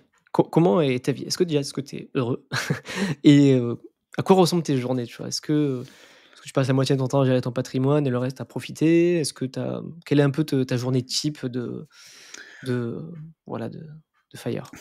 Alors, bon, j'ai pas dit que je voulais plus bosser, tu vois, j'ai dit que je voulais bosser quand je veux, où je veux, avec qui je veux, sur ce que je veux, donc je bosse encore un peu. Qu'est-ce que je fais quand je bosse? Bah, je fais en gros des activités entrepreneuriales autour de mes bouquins, des trucs comme ça, ou un peu de gestion de mon patrimoine. Alors quand je fais ça, Mmh. je fais ça quand il pleut ou quand il fait froid. Tu vois, j'optimise mon temps en fonction de la météo. Quand il fait bon, je suis dehors. Et Là, si tu dans le sud-est, tu travailles pas beaucoup, hein? ouais, mais cette année, tu vois, il est un peu plus que la moyenne. J'ai un peu d'avance sur mon année. Mais et puis tu vois, quand je fais des journées, en fait, des journées de boulot entre guillemets, j'essaie de faire de 10h à 15h, quoi. Tu vois, je mange au milieu et j'essaie de pas faire plus. Et finalement, Mmh. tu vois, quand tu fais des journées à rallonge, tu t'aperçois que les contraintes du salariat te faisaient une baisse de productivité en fait à l'heure énorme, quoi. C'est-à-dire que non seulement, bah, quand tu fais Mmh. une journée de 9h, bah, tu es moins productif la 9e heure que la 3e. Bon, après, ça va pas être sympa pour mes anciens collègues, mais il y en a que j'aime bien, hein, mais c'est juste qu'il y en avait d'autres. Quand tu t'aperçois que t'enlèves les boulets à porter sur le porte-bagages, que t'enlèves les réunions où tu fais la peau aux mouches qui volent, là, Qui servent à rien. tu vois ce que je veux dire. Euh, Ah ouais, non. Horrible. Je me rappelle. Voilà, que tu peux te permettre d'avoir ton téléphone coupé et que tu répondras pas et que c'est toi qui le décides. Et donc, t'as pas d'interruption, qui te font perdre, au-delà d'interruption, le quart d'heure de plus pour t'y remettre. Bah, tu t'aperçois qu'en faisant des trucs en 10-15 heures par semaine, t'en as abattu, mine de rien. Largement autant que quand tu faisais une semaine de 45 heures avec tout ça. Donc, tu vois, bon. Donc, ça, c'est un peu la partie boulot. Alors, après, il y a une partie, tu vois, intermédiaire. Est-ce que c'est du boulot ou pas? Parce que des fois, quand mes parents m'appellent, ils me font t'as bossé aujourd'hui ou t'as bossé cette semaine? Je fais, des fois, je réponds, j'en sais rien. Parce qu'en fait, tu vois, j'ai lu un bouquin ou financier ou un mémo de Howard Marks, en fait. Ouais, alors je vais peut-être m'en servir dans une vidéo YouTube derrière, donc tu peux dire c'est du boulot, entre guillemets, ce que je fais, mais en fait, si j'y pense, je l'aurais fait quand même quand j'étais salarié, en loisir, donc est-ce que c'est vraiment du boulot? Je pense pas. Donc toi, tu as le truc un peu intermédiaire. Et puis pour le reste du temps, je me suis trouvé un loisir chronophage. Je me suis mis au golf, donc ça me bouffe pas mal mes journées. Je fais plus de sport qu'avant, tu vois, je fais du badminton, j'y allais 1 ou 2 fois par semaine, maintenant j'y vais 3 ou 4 fois, donc en gros je fais 20 heures de sport par semaine. Alors, ça, je trouve, c'est un super détail que tu dis, parce que j'ai interviewé plusieurs rentiers comme toi sur ma chaîne, et c'est quelque chose qui revient souvent. Les gens qui arrivent à devenir libres financièrement, ils en profitent de faire du sport, ils font beaucoup plus de sport qu'avant, et ça, je trouve, c'est génial, en fait, parce que c'est un cercle ultra vertueux. Tu as plus de temps, et tu n'en profites pas à regarder Netflix, mais non, tu en profites pour sortir, aller dehors et balader, et faire du sport. Et ça, je trouve, c'est génial. Ouais, t'en profites pour faire du sport. Mais même la première année, moi, je suis tellement sorti que j'avais l'impression d'être devenu étudiant, quoi, à un moment donné, quoi, tu vois. Mais alors, il y a juste un Avec truc, des sous. voilà, il y a juste un truc où il faut faire gaffe sur le sport, parce que pour en avoir discuté avec d'autres qui sont libres financièrement, c'est que si tu vois, tu t'orientes un peu toute ta vie de liberté financière autour du sport, t'as le risque de blessure et là, tu te retrouves à plus savoir quoi faire. Tu vois, moi par exemple, je fais du bad, du golf, ces trucs qui sollicitent un peu le bras là. Si je me fais une tendinite, je sais que ça me fait 20 heures de trou avec un gros manque, quoi. Donc, j'ai quand même remis d'autres trucs qui n'étaient pas du sport au cas où. Tu vois, moi j'aime bien les jeux de société, un peu de stratégie et tout. Je me suis remis dans des assos de jeux de société. Et tu vois, d'ailleurs, c'est marrant parce que tu vois que tu es plus libre. La semaine dernière, là, j'y étais, puis à 21h. Tu te retrouves seul quand c'est le mardi à 14h, c'est ça? Non, parce que j'ai été dans mon assos, tu vois, à 21h, il y en a qui me proposent, bon, on va faire un jeu, là, ça te tente? Il fait, bon, ça dure 3 heures si jamais on gagne, mais normalement, on gagnera pas, tu vois, c'était un jeu coop. Je fais, bon, tu vois, j'aurais eu beau le lendemain, je me souviens de 3 heures, ça va être chiant. Puis là, je me dis, bon, non, de toute façon, en plus, on va pas gagner. Puis à l'arrivée, on a gagné, on a fini à 1h du mat. Mais j'en avais rien à faire, quoi. Tu vois, j'étais content d'avoir fait mon truc. Mais tu vois, je m'en serais privé sinon. Et pour le coup, de se retrouver à avoir rien à faire à 14h, tu vois, le golf, typiquement, c'est nickel, parce que c'est un truc que tu peux jouer contre toi-même. Donc, des fois, je joue avec des gens, mais parfois, je joue tout seul contre moi-même. Et d'ailleurs, j'aime bien des fois me retrouver tout seul dans mon monde avec moi-même, quand il y en a des fois qu'il y en a qui me proposent de jouer avec, j'étais en train d'essayer de battre mon record tout seul, là, à la limite, je préférerais rester tout seul. Mais c'est vrai que tu as un petit risque aussi comme ça, tu vois, j'ai dit pour la blessure du sport. Moi, quand je discute aussi avec les gens qui sont passés en mode liberté financière, tu as une petite dichotomie introverti-extraverti, en fait. C'est-à-dire que moi, j'ai une personnalité plutôt introvertie, et le coup, tu vas t'ennuyer, etc. En fait, je suis loin de m'ennuyer, limite, j'ai pas assez de temps et je me demande comment je faisais avant. Mais t'as quelques... Comment je faisais quand je travaillais? Voilà, t'as quelques extravertis, en fait, qui le vivent plus mal et qui s'ennuient un peu. Et peut-être que tu rentres un peu dans ce genre de schéma où, tu vois, les gens auraient pas besoin, mais en gros, ils continuent à... Enfin, tu vois, ils ont pas besoin forcément de pognon supplémentaire, ils pourraient très bien vivre de leur patrimoine, mais ils se remettent à faire du marchand de biens parce qu'il faut qu'ils s'occupent... J'en connais même qui ont repris leur job, j'ai un cas comme ça, parce que en fait non, ils tournaient trop en rond, quoi. Mais c'est pas le cas de la majorité. Il y a beaucoup de ce type de profil, mais il y en a beaucoup. Moi, j'en vois beaucoup, qui sont passés sur le podcast, voilà, sur la série, un peu comme la tienne là, de gens qui sont devenus financièrement, où en fait ils ont été, ça a été tellement des machines en fait à faire de l'IMO. Donc l'IMO, tu le sais, c'est beaucoup de temps et d'énergie en plus de leur travail. Quand ils se retrouvent libres financièrement avec l'IMO, ils se font chier en fait. Parce que oui, il y a les locataires à gérer, mais c'est tellement 10 fois moins de charges que ce qu'ils avaient avant entre le salariat et la gestion des travaux et machin, qu'ils se retrouvent soit à faire un side business, soit créer un business en ligne sur l'IMO. Il y en a beaucoup, beaucoup qui font ça, quoi. Mais c'est vrai qu'il faut te retrouver un peu de challenge. Alors ça peut être du sport, des trucs que tu fais qui sont pas forcément pour une rentabilité financière, mais tu vois que tu te mets un petit challenge. Ouais, avec un objectif quoi, un Voilà, projet avec finalement. un Toujours avoir des objectif. projets même s'ils sont pas même si c'est pas rémunéré quoi. Tu vois, moi, le golf, au début, je me disais, c'est un truc tranquille, quoi. Et d'ailleurs, maintenant, je comprends pourquoi tu as tant d'anciens entrepreneurs ou d'anciens footballeurs pros qui font du golf, en fait. Parce que, tu vois, le prof, la première année, il m'expliquait, je perds la moitié des effectifs la première année. Parce que les gens se disent, bah, c'est un truc tranquille, faut pas courir. Puis en fait, t'es là, comme un neuneu, t'y arrives pas, là, t'as pas le droit d'aller sur le parcours, et puis tu vois mamie de 75 ans qui revient, tu fais, non mais elle y arrive et pas moi, mais c'est pas possible, quoi. Il y a un truc qui va pas. Ça te fait c'est un truc qui te fait un peu d'humilité, parce qu'un jour tu crois que t'es bon, t'as vachement de variabilité d'un jour à l'autre. Moi, je fais du badminton, il y a des jours où je suis meilleur que d'autres, mais tu vois, je vais avoir des petites variations d'un jour à l'autre. Là, un jour tu te crois beau, puis le lendemain, t'as paumé 5 balles dans la forêt, quoi, et et tu rentres tout penaud. Et voilà, c'est un truc challengeant, mais toi, tu trouves plusieurs challenges. Il faut un peu d'activité intellectuelle aussi, tu vois, c'est pour ça que moi, avant, je faisais des jeux de société, tu vois, mais je faisais que des jeux un peu d'ambiance où tu rigoles, parce qu'en fait, je faisais des trucs intellectuels dans mon boulot salarié, et quand j'arrivais après ma journée de 10 heures à la sauce, là, j'avais déjà mal au casque, j'avais pas envie de faire un truc prise de tête. Et en fait, maintenant, c'est l'inverse, tu vois. Maintenant, je cours après les jeux de stratégie un peu complexes, parce que j'ai besoin de mon Pour challenge stimuler intellectuel. J'ai intellectuellement. besoin de mon challenge intellectuel. Mmh. Alors j'en fais encore un peu, tu vois, en lisant des trucs de bourse, des bouquins financiers, des machins comme ça. Mais après, tu restes un peu dans ton monde, tout seul sur le challenge, etc. Alors que là, tu vas jouer à un jeu de stratégie, voilà, tu vas te faire challenger, quoi. Puis tu t'évades un peu aussi quoi. Ouais, C'est c'est quand même sur un un autre autre, domaine, quoi. T'es pas un autre 100% finance. Parce que déjà que quand t'es intéressé par ça, les gens peuvent se trouver un peu obsédés. Mais après, quand tu parles entre deux ouais, personnes c'est clair. On devient vite obsédé, hein, quand on est passionné par le sujet. Je J'en suis la preuve et les gens de la communauté aussi, ouais. me le disent souvent qu'ils se trouvent un petit peu seuls, sur le sujet. Donc, quand tu te retrouves, Écoute Julien, merci beaucoup en tout cas pour ton temps, pour tes explications. J'espère que l'épisode en tout cas inspirera, les gens qui t'ont écouté. Du coup, on te retrouve où, Julien? Alors, ton livre, je vais pas l'écorcher parce que moi je l'ai lu il y a longtemps, je me rappelle plus exactement du titre de mémoire. C'est, l'immobilier locatif intelligent, non? L'investisseur immobilier locatif intelligent, c'est un c'est truc comme ça, non? l'investissement immobilier locatif intelligent. Mais bon, tu peux retrouver tous mes Ah, j'étais livres pas loin. en tapant Julien Delagrandane sur Amazon. Ils sont tous sur Amazon. Sinon, j'ai mon OK. site qui synthétise tout, qui synthétise ma chaîne YouTube, etc., qui est mes-investissement.net. Et puis après, je suis un peu actif OK. sur LinkedIn ou Instagram de temps en temps, quoi. OK, bah, on mettra les liens en description de l'épisode. Donc, bon, je tiens à préciser rapidement, que l'épisode était enregistré uniquement en audio parce qu'on a eu des petits soucis avec la vidéo. Donc désolé pour ceux qui nous suivent sur YouTube. Il faudra venir l'écouter sur le podcast cette fois-ci.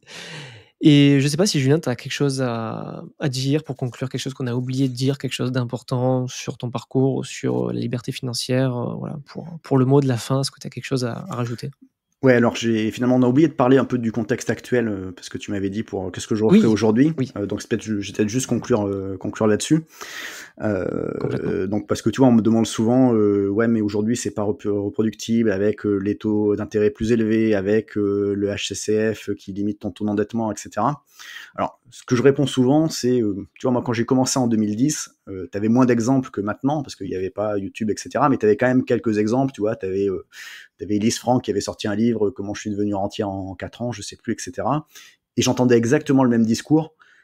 C'est pas reproductible parce que la décennie d'avant, les prix étaient plus bas. En fait, tu vois, ma génération, on s'est adapté et on a réussi. Donc je pense qu'il y aura toujours des façons de s'adapter et d'arriver à faire un parcours. Il y a des petits paramètres à ajuster, mais tu peux arriver à faire ça quand même. Pour moi, c'est pas quelque chose qui Qui doit freiner. doit freiner. Presque tu vois, je trouve que la malchance la chance que j'ai eue moi par rapport au contexte actuel, c'est pas du tout là-dessus. Je trouve que la chance que j'ai eue moi, c'est quand j'ai commencé devenir indépendant financièrement, ça paraissait plus difficile que ça l'est en réalité. Mmh. Tu vois, c'est quand moi j'en parlais, c'était un peu la fameuse phrase de Tony Parker là qui dit tout le temps, qu'il a dit quand il est rentré au Hall of Fame. Et puis moi quand j'ai eu l'occasion de le rencontrer vite fait, il a ressorti, c'est tu vois, si tu dis ton rêve et que la personne en face elle rigole pas, c'est que ton rêve il est pas assez grand. Bah, tu vois, moi quand je disais quand j'ai commencé, je veux prendre ma retraite anticipée entre guillemets à 40 ans, on me rigolait au nez. Euh, mais c'était bien parce qu'on te rigole au nez, non seulement ça fait de la motivation, et tu sais que c'est difficile, donc tu mets en place ce qu'il faut. Le danger presque pour celui qui commence aujourd'hui, c'est celui qui est un peu trop happé par les impressions de facilité que tu as parfois sur YouTube où on te dit, tu vois, rentier en 18 mois, machin. Ou alors on ne parle pas d'horizon, mais on donne des stratégies un peu bidons, quoi, tu vois, soit acheter l'immeuble de rapport dans une petite bourgade en déclin de 1000 âmes, soit le dernier que j'ai vu, je crois, c'était, tu vois, tu fais de la sous-location courte durée à partir d'appart que tu loues, comme ça t'as pas besoin de t'endetter, mais en fait, c'est pas comme ça que tu construis du patrimoine, tu vas pas faire de remboursement de capital et tout, donc c'est presque là le plus de danger que je verrais de difficultés aujourd'hui. Pour le reste, tu peux t'adapter. Tu vois, même si tu peux moins t'endetter, à un moment donné, tu peux faire une opération de rachat-revente sur une résidence principale. Enfin, tu arrives à faire des trucs, et puis j'ai envie de dire, même si à un moment donné, ton taux d'endettement te bloquait, et que tu pouvais aller moins que moi dans le nombre de trucs IMO, tu vois, c'est toujours mieux que d'avoir rien fait. Moi, dans mes connaissances, j'ai des gens qui ont fait un peu ce qu'on appelle le semi-indépendant financièrement, en gros, ou le semi-rentier. C'est-à-dire qu'ils ont lâché complètement leur job prenant, et tu vois, ils ont monté une petite activité en freelance à côté, qu'ils font quand ça les arrange. Ou alors, ils bossent 6 mois en intérim pendant l'hiver, et puis ils sont 6 mois en vacances l'été. Enfin, tu vois, t'as plein de cas comme ça, et mine de rien, même si tu vas pas au bout, ce sera toujours mieux d'avoir fait quelque chose que de pas avoir fait. Et faut pas rentrer dans ce que moi j'appelle un peu, d'ailleurs, on se moque de moi quand je sors cette expression-là, mais que j'appelle un peu les énarques de l'immobilier, et j'en connais. C'est-à-dire, sur la théorie, si tu veux, ils vont en savoir plus que moi, mais au bout de 10-15 ans, ils n'auront pas fait un seul projet. Tu vois, au bout d'un moment, Tu parles de quoi? Quand tu parles d'énarques immobiliers, tu parles d'agents immobiliers? Non, je dis, tu vois, de gens qui ont tellement étudié la théorie que, je veux dire, ils vont me sortir une loi que moi j'ai oubliée, quoi, tu vois, qu'elle n'est même pas dans mon bouquin, ou alors je l'ai mise dans mon bouquin, je l'ai oubliée.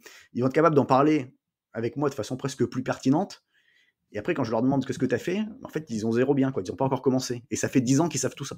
Donc, faut pas non plus tomber dans cet extrême-là. Et si tu te dis trop, c'est pas le moment, machin, c'est plus possible aujourd'hui, tu commenceras jamais, quoi. Parce que c'est jamais le moment, finalement. Enfin, moi, j'entends ça depuis. C'est jamais le moment. Depuis que j'ai commencé à m'intéresser à l'investissement, c'est pas le moment pour investir en bourse, c'est trop haut, c'est pas le moment pour investir en IMO, parce que si, parce que ça. Et finalement, ça va. Depuis 7 ans, je veux dire, ça va en tout cas. Et puis, même si c'est pas le moment, même si on se plante, tu apprendras tellement de choses, tu vas pouvoir te retourner, comme tu dis, tu vas tellement apprendre avec ce que tu as pratiqué. Tu auras toujours d'autres opportunités par ailleurs, et bref. Il y aura toujours des opportunités, donc je pense que faut y aller, quoi. Pour moi, oui. Je pense que c'est le message principal que tu veux dire, c'est que quelles que soient les conditions, il faut y aller. Il faut pas y aller tête baissée n'importe comment, n'importe où, mais il faut faire. Et puis au pire, après, tu réarbitres, tu peux toujours corriger tes erreurs si tu en fais, quoi. Ouais. Bah, si tu veux, pour le résumer en deux images, il y a deux choses qui sont sûres, en fait. C'est-à-dire que tu vas te projeter où je pars d'un point A à un point B, tu vas monter en ligne droite. En fait, ce qui est sûr, c'est que ce ne sera pas une ligne droite. Ça va faire des zigzags, ça ne va pas se passer exactement comme tu le pensais. Mais l'autre chose qui est sûre, c'est que par rapport à si tu n'avais rien fait, même si tu montes en zigzag, tu n'arriveras peut-être pas jusqu'au point B où tu y arriveras, mais tu arriveras plus haut que ton point A. Donc, il n'y a aucune raison de ne pas y aller, quoi. Une belle image pour conclure cet épisode, Julien. Merci. Écoute, Julien, merci beaucoup en tout cas pour ton temps, pour nous avoir partagé tout ça. Je mettrai les liens en description pour te rejoindre, donc ta chaîne YouTube et puis ton livre et ton site. Sur ce, je te dis à bientôt. On a explosé mon temps habituel que j'essaie de tenir au bout d'une heure. Là, on a un petit peu dépassé, mais c'était super intéressant. Donc, encore une fois, merci pour ton temps et la valeur que tu nous as apportée. Puis je te dis à très bientôt. Merci à toi pour l'invitation, puis au plaisir.